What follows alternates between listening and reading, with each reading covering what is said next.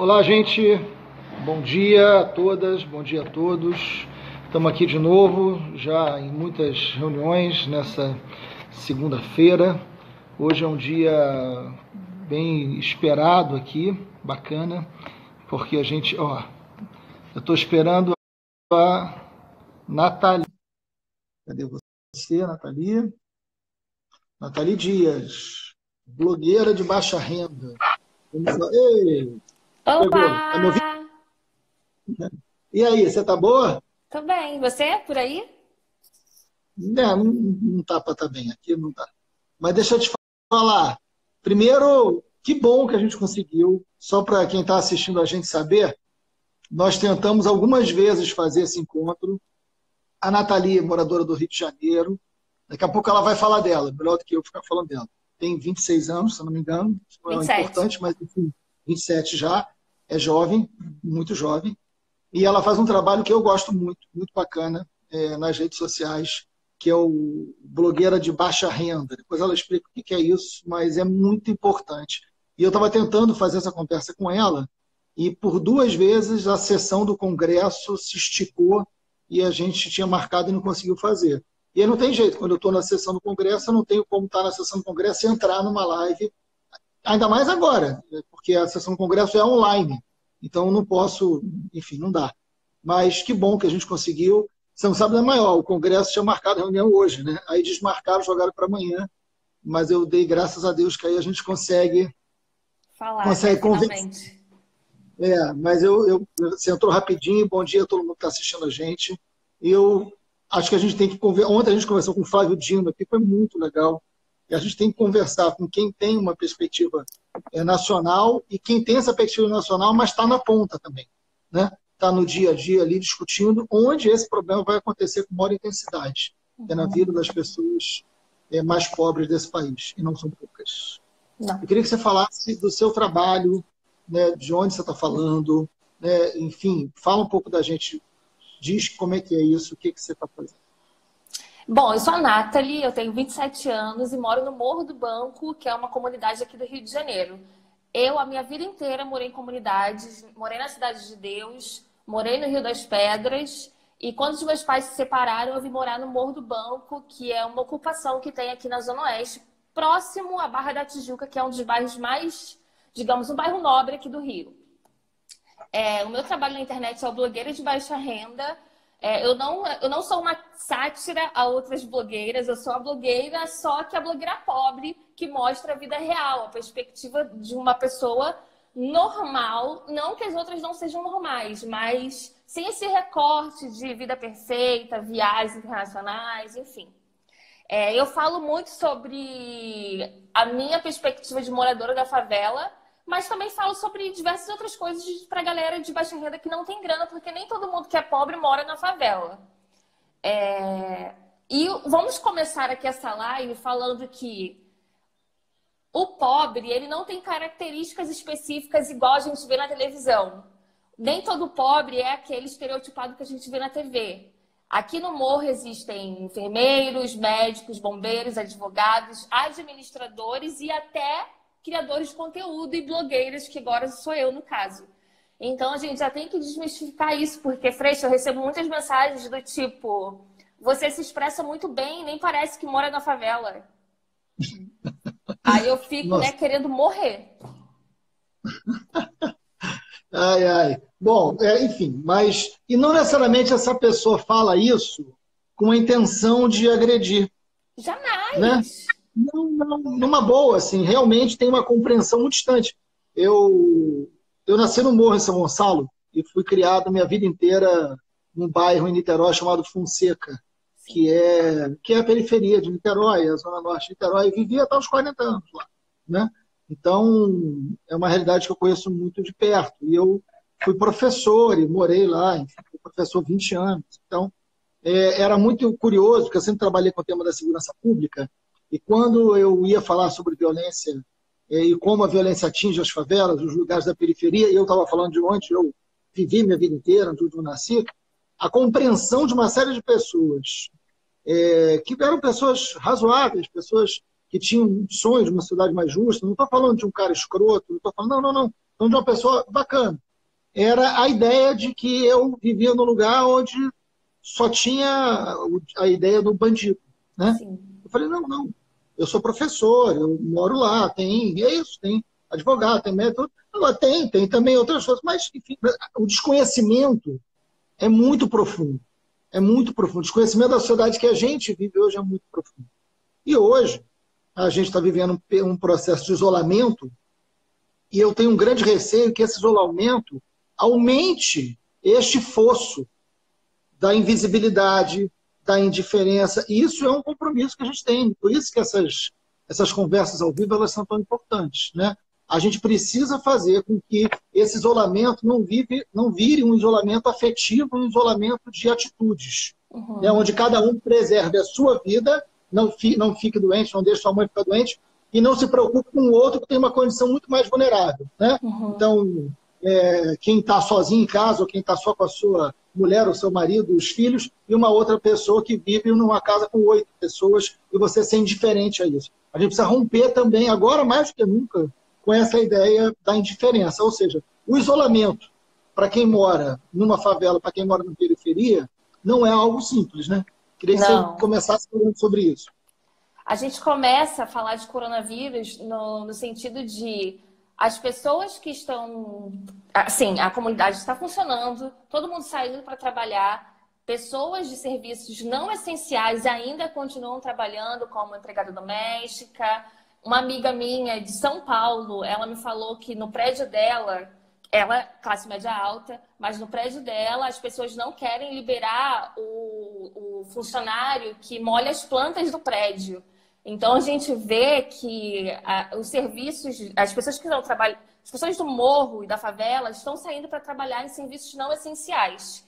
E aí a gente coloca em risco muita gente, porque aqui na favela a arquitetura da comunidade é diferente. São casas coladas umas nas outras, são famílias de 5, 6 pessoas vivendo em 2 cômodos. O isolamento não é tão simples. E aí, como é que a gente fala para essas pessoas que elas têm que parar de trabalhar porque elas não são serviço essencial? Mas como é que elas vão viver? Como é que elas vão colocar o pão na mesa? Como é que elas vão levar a comida para casa? E aí a gente precisa de um monte de iniciativas sociais de parte do governo para que possa oferecer a essas pessoas renda básica e mínima para que elas parem de sair para trabalhar. Não adianta só falar, você tem que ficar em casa. A gente sabe que a gente tem que ficar em casa, que a gente tem que se isolar. Mas essa galera precisa trabalhar. Mas, ao mesmo tempo, ela não pode trabalhar. Porque ela deveria estar em casa, porque assim ela vai acabar infectando mais e mais pessoas, porque ela tem acesso a muitas pessoas. Então, eu não tenho uma solução para isso até que a renda básica seja paga e fornecida para as famílias daqui, né? Para que elas possam parar de trabalhar e ter essa opção. Mas a gente vê também, por um outro lado, que são os patrões não liberando seus funcionários de serviços não essenciais. E aí a gente fica nisso de o que a gente pode fazer agora. Exatamente, e é curioso, porque na cabeça dessa pessoa que não está liberando, pode pensar, não, mas aqui não tem aglomeração. Sim, mas a pessoa tem que se deslocar para ir até lá, né? Esse deslocamento é o grande problema. Né? A pessoa que vai molhar a planta de um prédio, que cá entre nós, qualquer morador do prédio poderia molhar, faria bem, inclusive, para ele nesse período. Porque é um momento também de você se colocar no lugar do outro, né?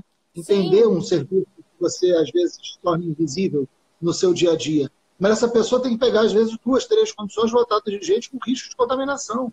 E depois ela leva para casa e tem uma pessoa idosa em casa. Né? Uma pessoa com uma situação mais vulnerável de saúde.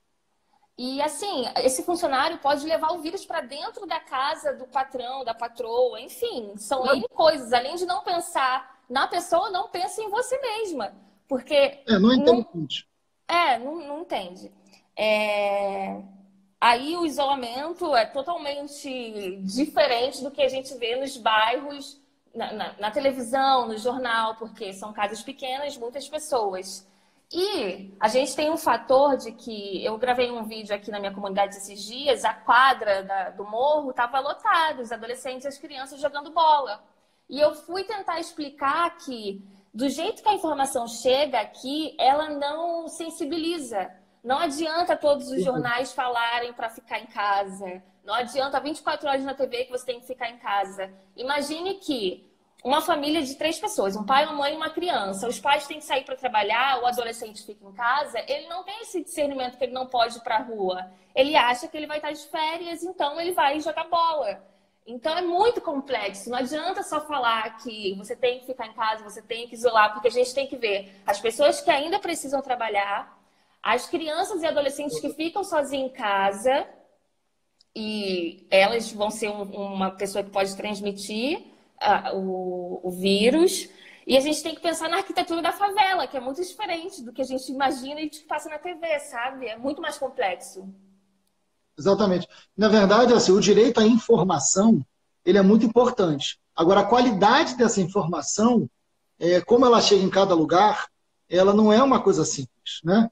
E queira ou não, assim, a gente tem um número de mortos já muito elevado, proporcionalmente ao número de infectados. Isso está subnotificado, claramente está subnotificado.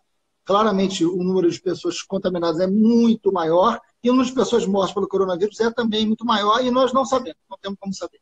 Agora, qual é o grande problema dessa história que você está colocando? Há um entendimento de que as pessoas estão de férias, né? Porque não tem aula e alguns não estão trabalhando. Mas nas favelas há uma quantidade enorme de pessoas que continuam trabalhando, muito mais que nos setores de classe média.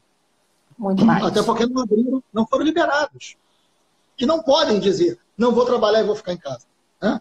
Uhum. Eles não têm essa condição. E aí, às vezes, não tem nem ninguém em casa para chegar para aquele jovem e falar, não, você tem que ficar em casa.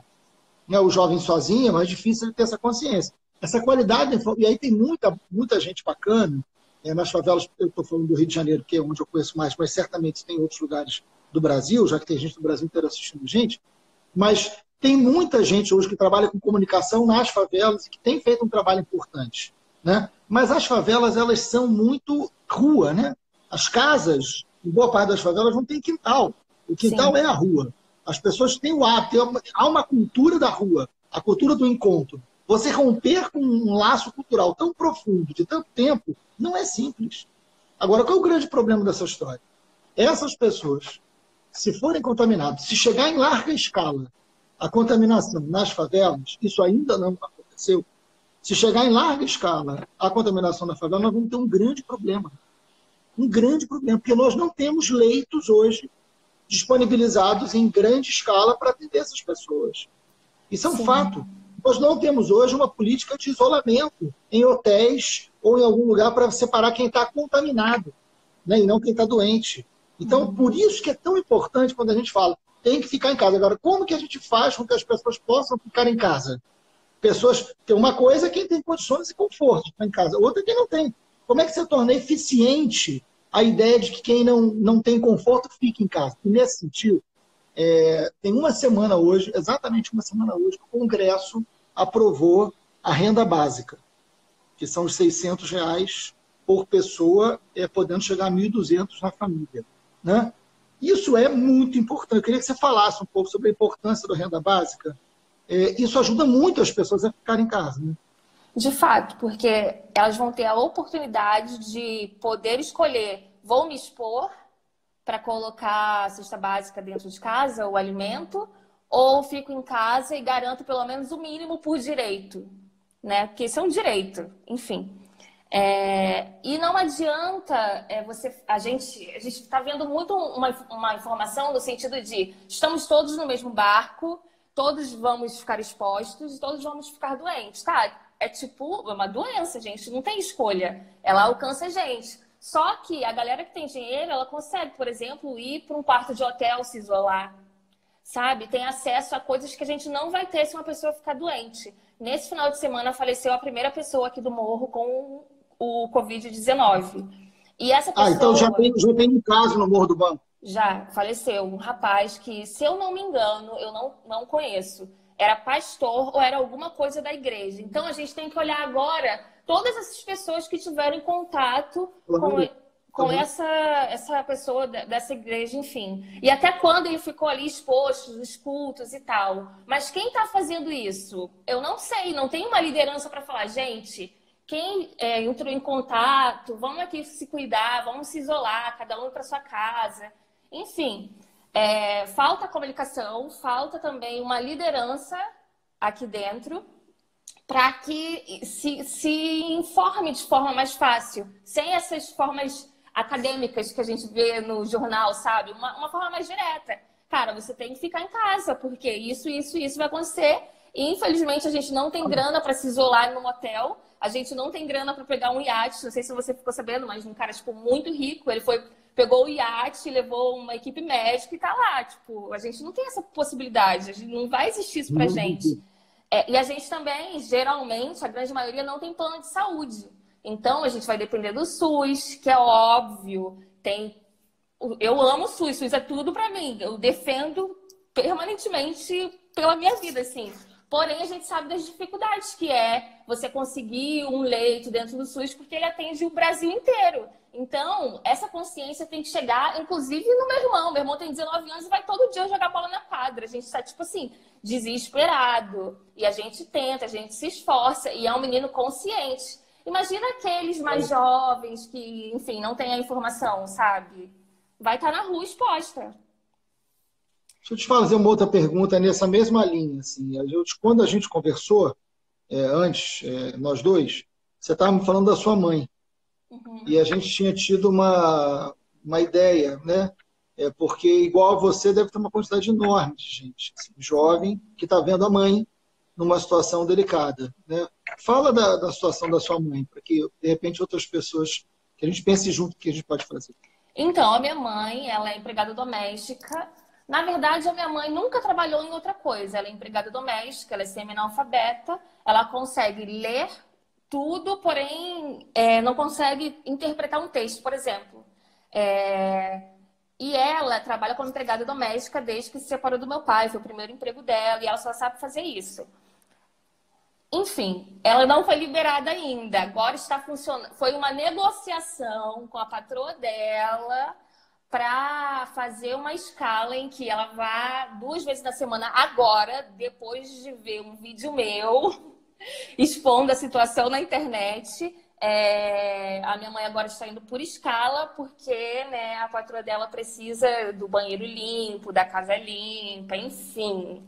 E aí, isso é uma coisa que eu vejo muito na internet, de mães muito preocupadas com seus familiares, porque esses familiares estão saindo para trabalhar em serviços não essenciais e não recebem a liberação devida, o que deveria ser um direito, afinal, todos deveríamos ficar em casa. Mas, ao mesmo tempo que a gente entende isso, tem aquela população que ouve a voz do nosso presidente falando para a gente não ficar em casa. Então, como é que a gente faz para colocar na cabeça desses patrões que os nossos familiares que não estão fazendo serviços essenciais não podem trabalhar pelos nossos familiares e por eles, porque eles estão ali, ó, trajetando, caminhando e podendo levar o vírus para dentro da casa deles. E aí é um problema muito complexo, porque a gente quer que as nossas mães sejam liberadas, os nossos pais, mas como é que a gente toca essas pessoas? Porque a gente não deveria nem estar se desgastando a ponto de pedir que uma pessoa libere outra por questões assim, de humanidade, sabe?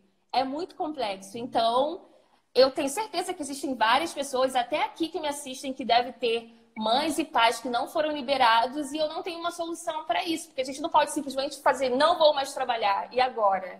Então, sei lá, a gente está aí, eu e Freixo, querendo pensar em alguma coisa. Vocês têm algo para sugerir?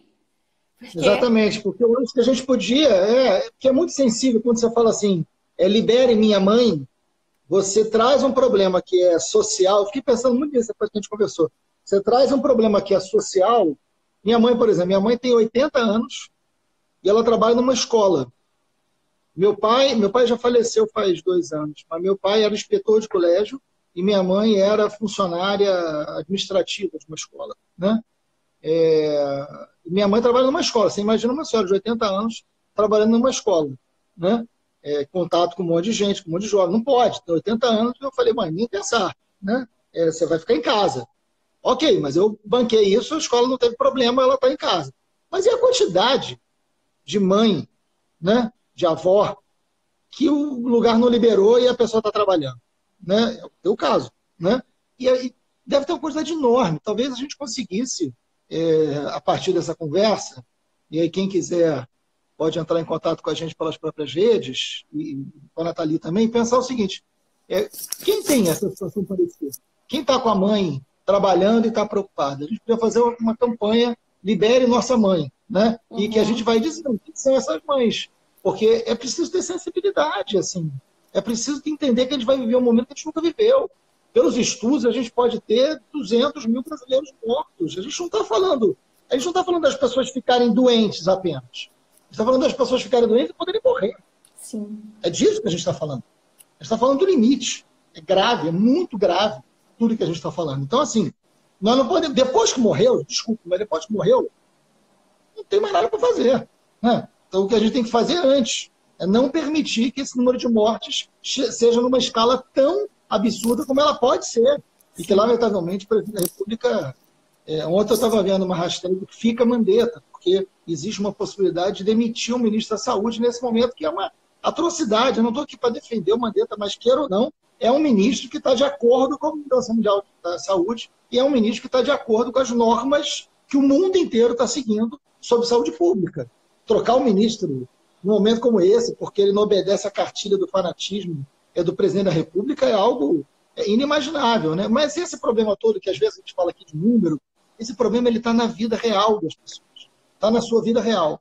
Você, quando desliga aqui, quando sai da rede, né, você, quando deixa de ser a blogueira, você é uma filha, você é uma mulher, você é uma pessoa que mora num lugar, você tem uma vida real, uma vida concreta. Sua vida não é só virtual, né? Pelo contrário. Então, assim, talvez valesse muito a pena a gente estar falando com esses filhos de mães, filhos e filhas de mães que estão numa situação vulnerável e que ou não receberam o auxílio ou estão tendo que trabalhar. Enfim, eu estou aqui em Brasília, a gente está num ritmo alucinado para tentar aprovar coisas que melhorem a vida das pessoas, que resolvam coisas, né? Desde endividamento até a crise da saúde. Mas isso está em primeiro lugar. Né? Assim, que tipo de iniciativa, assim, quem mais, além de você, na favela, está com alguma iniciativa? Por exemplo, estão entregando cesta básica? Tem alguém entregando cesta básica? Tem. Hoje eu estou vendo. Como é que está aí? Conta as experiências no Morro do Banco. O que está acontecendo de boa iniciativa para a gente conhecer?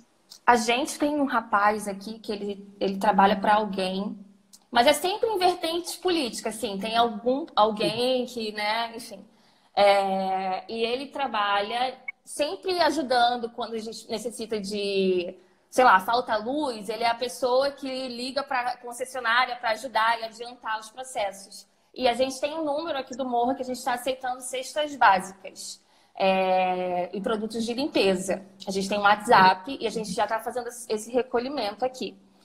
Mas é só isso por enquanto mesmo, porque eu acho que a galera aqui do Morro, ela não entendeu ainda a gravidade disso, sabe? Mas a gente tem essa pessoa que tem esse número, eu até ajudo ele a divulgar, eu falo para algumas pessoas com maior visibilidade para entrar em contato e doar, quem quiser. Porque a gente tem uma galera muito pobre aqui no Morro. Mas, enfim, é só isso por enquanto que a gente tem aqui. Iniciativa, muitas vezes, privada, né? A prefeitura não está com nenhuma ação concreta aí? Não, nenhuma. Como é que é? Assim, tem posto de saúde, tem atendimento básico? Como é que é a situação da saúde pública, especificamente aí? Então, a gente não tem posto de saúde, a gente tem muita dificuldade, inclusive, há alguns bons anos atrás, uns 8 anos, eu tive um problema respiratório, eu tive tuberculose. E tuberculose é um problema que você tem que tratar durante 6 meses, tomar medicação, e você precisa ir no posto de saúde para pegar a medicação. Quando eu fiquei doente, eu descobri que o Morro do Banco ele não tem uma clínica da família ou um posto de saúde que atendesse o Morro do Banco. E nisso a gente teria que ir até aquela comunidade do Terreirão, no Recreio. E o Terreirão é bem longe daqui, então a gente tem que fazer esse trajeto, Morro do Banco, até o Recreio para pegar a medicação. Enfim, eu consegui abriram uma exceção e eu conseguia pegar a medicação no Rio das Pedras, que é mais próximo para mim. Mas, assim, a gente não tem acesso a nenhum posto de saúde, a gente tem muita dificuldade.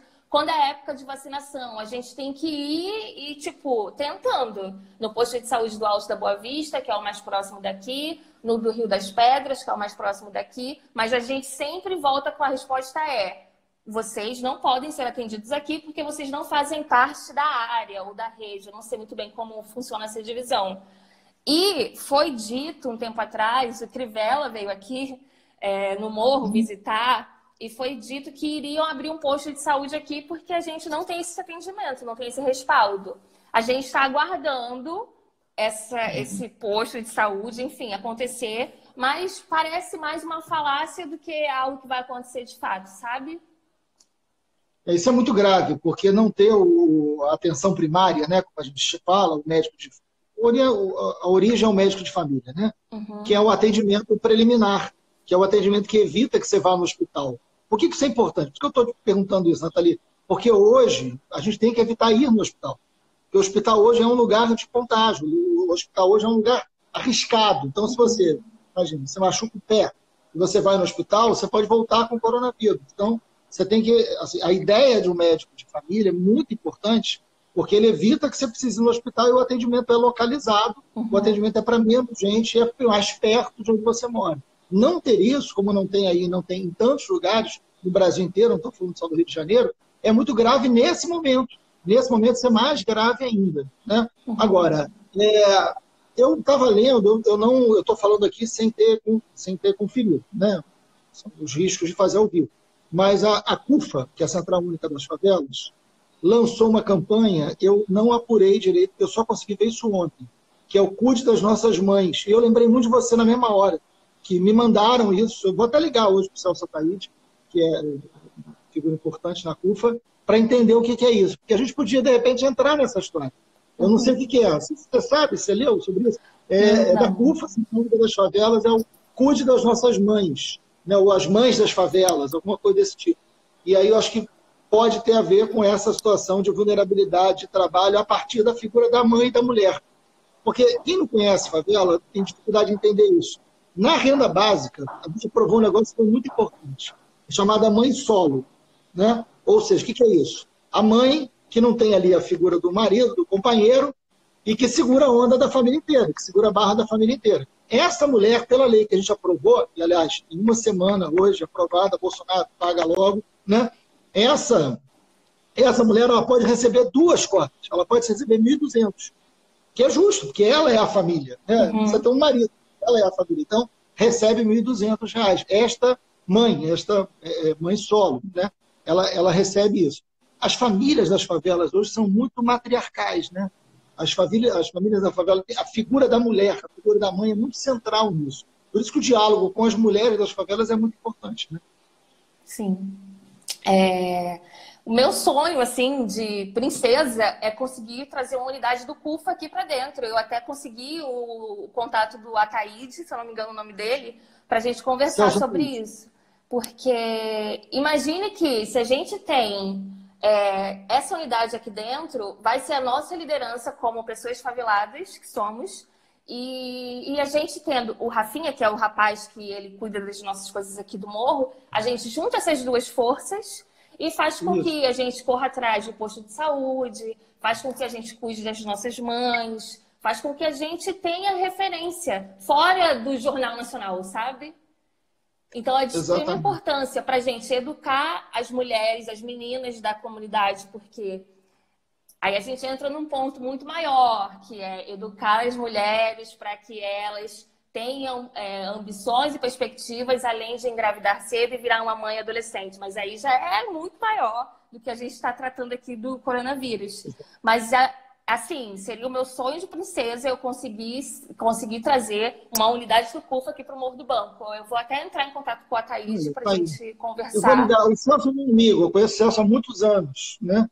A vantagem de você ter mais idade é você conhecer mais gente que às vezes vale a pena. Né? Eu vou ligar para o Celso hoje e vamos botar em contato para ver, quem sabe, se a CUFA não começa a fazer esse trabalho específico aí no Morro do Banco. Já nasce alguma coisa muito concreta. Né? Eu adoro essas coisas que resultam em coisa concreta. Né? Isso me dá agonia na vida política. Você fazer uma reunião de horas e a única decisão é uma ou outra reunião. Eu quase desespero com isso. Mas que bom, vamos fazer isso concretamente. Agora, só para a gente entender assim, desde quando, por que você começou esse trabalho? O que te deu? Porque eu achei muito inteligente e muito importante, assim. Quando é que você decidiu fazer o blogueiro de baixa renda e por quê? Teve alguma coisa que aconteceu? Porque é muito interessante pensar. A gente vive numa sociedade que se defende muito a meritocracia, né? Que é uma grande hipocrisia. As condições não são iguais das pessoas, né? E de repente você vem e diz o seguinte: olha, a gente pode fazer muito com pouca coisa, né? Você tem um olhar aí muito pedagógico nesse tipo. Como é que você começou a fazer isso? Porque o que te despertou em fazer isso? Então, eu sou uma pessoa que me forma agora devido ao ProUni, então eu fui a pessoa que tive que estudar a vida inteira em escola pública e viver uma vida em que minha mãe precisava sair para trabalhar, deixar o dinheiro da passagem para que eu e meu irmão comprasse um ovo para almoçar. Então eu sempre vivi, e isso para mim sempre foi o normal. Para mim eu nunca fui diferente disso. Só que um dia, assim, andando no mundo da internet, pensei, não aguento mais essas mulheres postando, mulheres e homens, né, no caso, essas pessoas, mas principalmente mulheres, porque eu sou mulher, então eu tenho esse olhar de vida perfeita, corpo perfeito, viagem perfeita, marido perfeito, não tem um problema. Cadê eu na internet? Eu falei exatamente isso, cadê eu na internet, sabe? Falta. Aí um dia eu falei assim, Guilherme, que é o meu namorado, união estável, mora comigo. Vou abrir meu Instagram e vou postar aqui nossa vida, vamos ver no que dá. E nisso as pessoas, que foi de familiares para amigos, e até que pessoas começaram a se identificar que todo mundo lava a louça, todo mundo faz faxina, todo mundo passa perrengue indo trabalhar. Hoje em dia eu não trabalho mais fora, eu trabalho só com isso, mas foi devido a essa insatisfação e essa invisibilidade, digamos assim, dentro da internet. A princípio era para ser mais uma brincadeira, só que depois eu entendi que dá para ganhar uma grana, dá para transformar minha vida, dá para ter um propósito, dá para fazer coisas muito maiores do que eu imaginei. E foi assim que aconteceu o blogueiro de baixa renda. Você já foi atacada nas redes sociais? Porque quando você entra na rede social também tem o outro lado, né? Não é tudo bacana. Não. Como é isso? É bom saber. Eu sou muito atacada. Nossa, na época da... Assim, quando a gente fala politicamente, na época da última eleição, assim, me posicionei, foi... Teve uma vez, nossa, isso foi muito forte. Eu fui em São Paulo e tem uma escadaria da Marielle.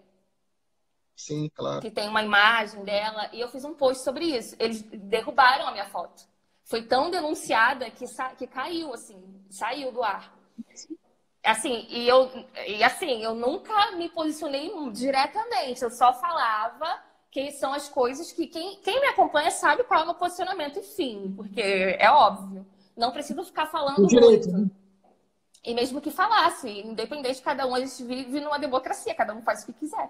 Mas, enfim, em relação a posicionamento político, eu tenho pouco posicionamento político nessa política que a gente vê, né? Tipo, Brasília. Mas eu vivo por política. O meu trabalho é político aqui na internet. Mas eu recebo muitos não, eu recebo poucos, mas eu recebo de pessoas falando que mora na favela, mas tem iPhone. Mora na favela, mas tem um escritório. Tipo, gente, pelo amor de Deus. Sem contar as características físicas também. Mas aí a gente vai entrar num viés tipo... você é esquisita, você é feminista, como se estivesse me ofendendo. Enfim. A internet é um mundo em que você tem que ter uma saúde mental muito boa. Porque... Impressionante, né? Impressionante. Agora, é de enorme valia. Eu estou fazendo esses ao vivos aqui... sempre, porque é uma prestação de contas e é uma ação pedagógica, né? Falar com você, assim, você tem uma quantidade de coisas para falar com muito mais legitimidade que eu tenho, eu abro o canal para que você possa dizer para pessoas que talvez não conhecessem e passem a conhecer agora. Isso é quase como um serviço de utilidade pública, né? Que a gente fica aqui, entre uma reunião e outra. Né? Meio-dia eu entro numa reunião de oposição, depois tem reunião não sei o quê, eu já fiz 2 reuniões antes.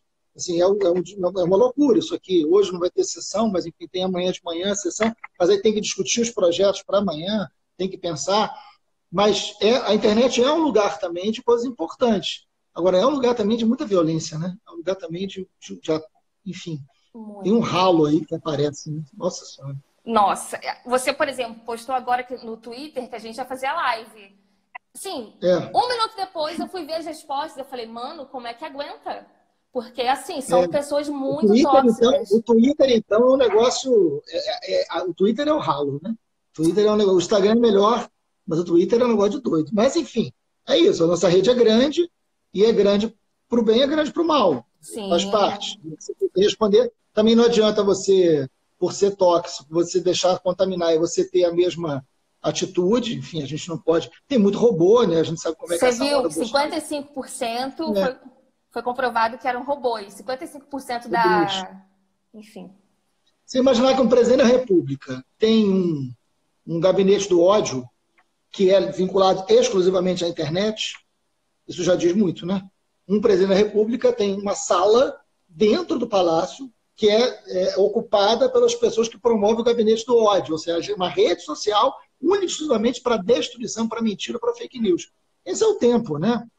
Que a gente está vivendo. Agora, a gente pode abrir mão da internet e sair dela? Não, não Não. podemos. A gente tem que fazer. Imagina a importância que tem esse teu trabalho. E me diz uma coisa, como é que está a tua quarentena? A sua? O que você está... Aí você está na internet, como é que você está fazendo na quarentena? Que a tua Então, vida... eu já trabalho de casa, eu e o Guilherme. Guilherme é o meu faz tudo aqui dentro. Ele edita, ele me ajuda nas gravações, então a gente já está acostumado a trabalhar de casa. A gente já tem. Já é um campo que a gente conhece. Claro. Mas a gente agora está mais recolhido, sai só uma vez na semana para ir no mercado, comprar o que falta, e a gente está vivendo a quarentena intensamente, porque eu tenho o síndrome do pânico. Então, se eu ficar doente, eu acho que eu morro só de pânico, nem da doença, porque eu entro em desespero. Pois é. Pois é. Aí a gente está vivendo essa quarentena bem intensamente, assim. Mas eu vejo a galera na rua, eu começo a brigar. Eu parecendo uma louca, abro a janela, falo assim, todo mundo vai morrer, vai todo mundo para casa. Enfim. Mas é isso. Tem que ser um pouco radical às vezes para as pessoas entenderem o nível de gravidade. Mas a gente vai tentando. E sabe uma coisa que eu queria falar? Que você vai entrar meio-dia em Fala o outra que você live, quiser. né? Você vai entrar em outra live Oi? meio-dia? Boa, mas fala o que você quiser. Tá, então eu vou Não, falar não, eu tenho uma reunião de oposição, mas fala. Ah, tá. Eu vou falar uma coisa super importante, que é para gente, baixa renda, reparar em quem está fazendo manifestação para as pessoas voltarem a trabalhar. Não sei se vocês ficaram Boa. sabendo aí que teve uma manifestação, um monte de gente, empresário, com grana dentro dos seus carros, fazendo buzinaço para que os funcionários voltem a trabalhar. É só você reparar, eles estão dentro dos carros. Eles são tão covardes que eles não vão para a rua, porque eles sabem o nível de gravidade, eles não são tão ignorantes assim. Então, preste atenção, assim, em quem está fazendo essa manifestação para você voltar a trabalhar, quais são os benefícios, porque, assim, a gente tendo a consciência de que a gente não pode trabalhar se não for serviço essencial, a gente é 72% da população, CDE, classe CDE, 72% da população fonte UOL. Assim, se a gente entender que se a gente não for trabalhar, lógico que existe todo o processo de pessoas de serviço essencial, deixando bem claro que a gente precisa de vocês, e dando, assim, gratidão eterna. Mas se a gente entender a nossa força, a força da favela, que já está sendo entendida e por isso tem muita marca entrando dentro da comunidade, porque sabe que a gente é uma potência. Se a gente pegar toda a nossa inteligência, a nossa força, e a gente é muito mais, a riqueza do Brasil está nas mãos de pequenas pessoas. De pequenas pessoas não, de poucas pessoas. Então, a gente está com a faca e o queijo na mão, a gente está com a foice e o martelo. A gente está com a Vai faca provocando, vai provocando. a gente está com a faca e o queijo na mão. Então, assim, se a gente entender a nossa potência e a nossa força, e esse é o meu trabalho na internet, empoderar as Claro, pessoas para que ela entenda que a gente que acende a luz, a gente que faz as máquinas acontecerem, a gente que está lá servindo café enquanto as pessoas estão acordando para ir trabalhar, a gente já está fazendo o pão e o café. Então, se a gente entender a exato. nossa força, a gente vai conseguir coisas incríveis. E é Claro. isso. Não, é muito importante isso que você está falando, porque essa manifestação do volta a trabalhar, podia ser mais sincera, podia ser assim, volta a trabalhar para mim, É! né?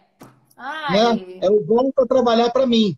Não é o volta, porque se você olhar de onde está partindo isso, é o volta a trabalhar para mim. Então, assim, é muito desumano. Porque não, ninguém... Assim, é uma estupidez, sabe, Natália? Desculpa o termo, inclusive, mas é uma estupidez você ficar fazendo isso que o Bolsonaro faz, separando saúde de economia. Não tem essa separação, o mundo inteiro entendeu isso. Não existe essa coisa de, temos um problema de saúde, mas temos que cuidar do emprego. Não, só tem emprego quem está vivo. Quem está morto não tem trabalho, quem está morto não tem emprego, quem está morto não tem horário de trabalho, não tem salário, porque morreu. Para com essa bobagem. Para com esse negócio de, assim, o mundo inteiro está entendendo, precisam salvar a vida das pessoas, vamos entrar num processo de crise econômica, o Estado vai ter que emitir moeda, o Estado vai ter que endividar, vai ter que fazer sistema de crédito a pequeno e médio empresário para não ter uma onda de desemprego maior ainda, isso tudo vai ter que acontecer, vamos aprovar o renda básica para as pessoas poderem ter remuneração e não saindo de casa, vamos aprovar outras coisas como tarifa de água, luz e gás, para ser mais barata para a grande maioria das pessoas que vão perder renda. Enfim, vamos avançar. Eu estou apresentando agora um projeto do FIES, né, para fazer com que, nesse momento, as pessoas parem de pagar o FIES para que não percam ainda mais, porque não vão ter condições. Enfim, vamos conversar, vamos ouvir, vamos fazer coisas que podem ajudar as pessoas a não sofrerem tanto nesse período, que vai ser um período de sofrimento, mas para não morrerem. A prioridade é a vida. Não pode ser outra coisa. Um movimento agora para fazer voltar a trabalhar, movimento para fazer as pessoas voltarem a circular, quando os leitos não estão prontos. Os leitos não estão prontos. Não tem respirador para todo mundo. Não tem lugar para isolar as pessoas que vão contaminar. Se contaminar em larga escala, a gente está ferrado, porque vão morrer mais. Porque a questão é, quem contamina morre? Depende. Depende da condição individual, se a pessoa tem problema respiratório, se tem mais idade, e depende das condições de saúde pública. Se você tiver uma massa de 100 mil pessoas contaminadas ao mesmo tempo, a saúde pública vai atender 100 mil pessoas ao mesmo tempo? Não, não vai. Então vai morrer muito mais. Agora, agora a saúde pública consegue atender a 1.000? Consegue. Então, não vamos contaminar 100 mil, vamos contaminar 1.000 e vamos atender aos poucos. É isso que a gente está falando. Então, voltar a trabalhar, como assim? Né? É desumano, é desumano. Sabe o que é isso? É porque a gente não se livrou ainda da Casa Grande e Senzala, né? Não. A gente não Tá. se livrou ainda. São senhores de engenho falando, volta a trabalhar. É isso, desculpa, mas é isso. São senhores de engenho falando, volta a trabalhar. E quem está com medo de perder emprego, obviamente, está movido aí, enfim, talvez pela falta de entendimento do que pode acontecer realmente na saúde. E é triste, viu, Nathalie? Porque talvez essa consciência mais plena só chegue diante de uma dor maior. Sim. E a gente não precisa olhar muito para longe. A gente olha ali no nosso país vizinho, o Equador, que está com aquela situação que os corpos estão nas ruas, estão em casa. A gente não precisa olhar para muito longe. Aqui do lado as pessoas estão tendo colapso, porque as pessoas estão morrendo, não tem... Enfim. E assim... Não tem funerária. E a gente, assim, questão de empatia. Se a gente não cuidar da gente agora, não tem sociedade e humanidade depois. Acaba. Não vai existir. Vai existir para meia dúzia de pessoas que tem essa riqueza em mão, porque vai ter acesso, enfim. Ai, Deixa eu gente, te fazer uma complexo. pergunta. Deixa eu te fazer uma pergunta que eu fiz para todo mundo. O que você acha que vai... Eu estava lendo agora o Drauzio Varela, que eu tenho muito respeito pelo Drauzio, e ele estava falando, não vamos voltar ao normal. Esqueçam. E eu lembrei de uma entrevista que eu dei falando sobre isso. Uma repórter falou para mim, quando é que você acha que a gente volta ao normal? Eu falei, não sei e não quero. Aí ela, mas como assim? Eu falei, não sei, que realmente não sei. É imprevisível. Não são 2 meses. Não, desculpa, assim, não dá para saber, gente. Não dá para saber quando que isso volta a algum grau de normalidade social. Não sei. Mas o normal, que foi o que fez a gente chegar até aqui, talvez a gente possa ter um novo normal, né? Talvez a gente possa ter uma outra coisa depois. Vai ser muito doloroso, ninguém está gostando do que está vivendo. Está todo mundo muito preocupado, todo mundo muito com medo. Ninguém quer perder ninguém da sua família, mas eu também acho que a gente não tem que estar contemplado ou achando pouco importante se alguém do lado perder. Agora, que sociedade vai brotar depois, né, disso tudo? O que você acha? Cara, assim, é um caos o que a gente está vivendo, é uma merda. Assim, eu boto a cabeça no travesseiro pensando nas pessoas que têm que sair para trabalhar, não só da minha mãe, mas em todas as pessoas da favela. A gente tem um transporte público aqui do morro. Público não, né? Mas a gente tem uma van que sobe e deixa as pessoas em casa aqui, enfim. E eu vejo essa van subindo no horário de pico, 6, 7 horas da noite, lotada. Tipo, 14 pessoas dentro da van, da Kombi, todo mundo ali saindo para trabalhar. Então, é uma merda que a gente está vivendo, assim, colapso. Mas, cara, vai sair algo melhor disso, sabe? vai ser triste, vai ser, sim, foda. A gente vai perder muita gente. Talvez as pessoas só entendam a gravidade disso quando os números pararem de ser números e virarem nomes. Tipo, meu vizinho, meu tio, minha avó, meu filho. Então, assim, eu acredito que depois disso a gente consiga ter um pouco mais de empatia com uns aos outros e dar valor também às coisas que a gente não dava, porque a gente achava que estava tudo bem antes, sendo que está tudo ruim, sabe? Mas enfim, Exatamente. eu não sei o que esperar, Exatamente. assim, é uma grande dúvida, mas eu acredito muito que vem uma coisa melhor depois que isso passar. Como eu acho que as pessoas têm uma outra relação com o tempo e com o espaço, isso está acontecendo, né? Nós temos uma outra relação. Nós agora, pelo menos a grande maioria das pessoas, está tendo mais tempo e menos espaço, né? As pessoas estão mais confinadas, o espaço diminuiu, mas as pessoas têm mais tempo. Mais tempo, menos espaço, produz mudanças, né? O que a gente tem que esperar é que essa mudança possa ser para melhor, né? Que as pessoas sintam, a partir da saudade, sintam mais respeito, né? A partir da solidão, sintam e produzam maior cuidado com o outro. Enfim, esse lado humano, não só da crise social, da crise coletiva, da crise dos leitos, da crise do emprego, mas esse lado humano, tem uma crise humanitária também que a gente está vivendo, a gente vai precisar avançar sobre ela e que a gente consiga um mundo melhor, né? Queria te agradecer muitíssimo, não só pela conversa de hoje, mas por tudo que você está fazendo, pela importância do seu trabalho, pelo seu empenho, pela sua personalidade. Quero mandar um beijo para o Guilherme, que eu sei que ele é muito companheiro seu e importante nisso, e dizer que eu vou hoje mesmo ligar para o pessoal da CUFA, vou ligar para o Celso e volto a falar com você ainda hoje, para ver se a gente consegue avançar aí com a CUFA dentro do Morro do Banco. Tá bom? Seria ótimo. Um beijo, muito obrigada. muito obrigado por tudo, obrigado por quem está assistindo a gente. Hoje à noite, às 18 horas, é isso? 18h30, a gente volta aqui com a Renata Souza, deputada estadual do PSOL Rio de Janeiro, moradora da favela da Maré, para conversar Renata também. Isso. Beijo. Obrigada Obrigado, gente. pelo espaço. Tchau. Beijo.